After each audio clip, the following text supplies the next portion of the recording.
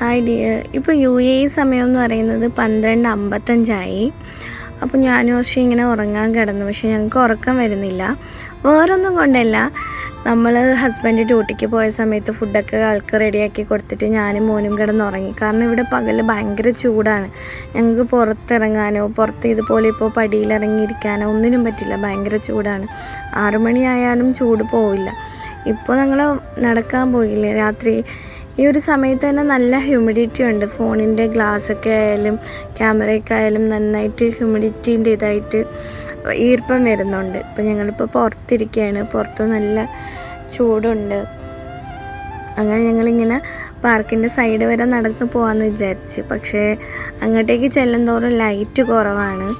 അങ്ങനെ കുറച്ച് നേരം കഴിഞ്ഞിട്ട് ഞങ്ങൾ തിരിച്ച് വരാമെന്നുള്ള പ്ലാനിൽ നടന്ന് ഞാൻ നിങ്ങൾക്കിപ്പോൾ ഒരു കാര്യം കാണിച്ചു തരാം. ഇവിടെയെന്ന് വെച്ചാൽ ഒരു 2-3 വീടുകൾ വില്ലാസ് ഇങ്ങനെ ചേർന്നിരിക്കുമ്പോൾ കച്ചാ ബോക്സ് വെക്കും. അത് നല്ലൊരു ഉപയോഗമാണ്. കാരണം എന്ന് വെച്ചാൽ നമുക്ക് പെട്ടെന്ന് കൊണ്ടുപോയി വേസ്റ്റ് കളയാൻ പറ്റും. ഒരുപാട് ദൂരം നടക്കണ്ട. പക്ഷെ ഒരു പ്രശ്നം, ഇതുപോലെ പൂച്ച അതിനകത്തിരുന്ന് വേസ്റ്റ് ഫുഡുകൾ കഴിക്കും. നമ്മളും അറിയില്ല, പൂച്ച അറിയില്ല. നമ്മൾ വേസ്റ്റ് കൊണ്ട് ഇടുകയാണെങ്കിൽ ഈ പൂച്ച മേത്തോട്ട് ചാടും. അത് രാത്രിയൊക്കെയാണ് നമ്മൾ പോകുന്നതെങ്കിൽ അയ്യോ എന്തോ പറ്റിയെന്ന് പറഞ്ഞ് നമ്മൾ പേടിച്ചു. അപ്പോൾ അങ്ങനെ ഒരു പ്രശ്നമുണ്ട് ഇവിടെ.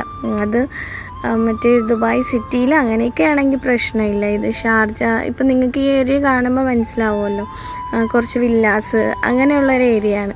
ഇവിടെ നിന്ന് നേരി കാണുന്ന ആ ഒരു ഇതാണ് പാർക്ക് എന്ന് പറയുന്നത്. ഇവിടെ തൊട്ടടുത്താണ്. കുറച്ചൊരു 100 മീറ്റർ അത്രയൊക്കെ നടക്കാനുള്ളൂ. കുറച്ച് എനിക്ക് അത്ര കൃത്യമായിട്ട് അങ്ങനെ പറഞ്ഞുതരാൻ അറിയില്ല. കുറച്ചേ നടക്കാനുള്ളൂ. അതുകൊണ്ട് തന്നെ നമുക്ക് പോവാം. പിന്നെ പാർക്ക് കാർഡ് വേണം.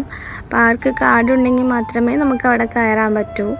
അങ്ങനെ ഒരു പ്രശ്നമുണ്ട്.